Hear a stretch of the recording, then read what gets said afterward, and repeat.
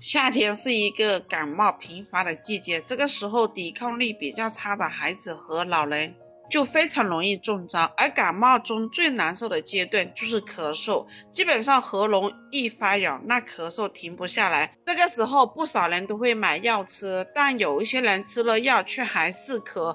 如果你家里有人咳嗽老是不好，今天就教你一个新做法，连续喝5天，润喉止咳，防感冒，喉咙不痛也不痒了。下面随着视频一起看看具体做法吧。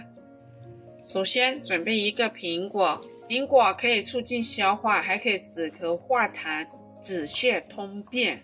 洗干净的苹果只需要半个，把它切成苹果粒。接着准备一个罗汉果，要捏碎。罗汉果可以清热解毒、止咳化痰。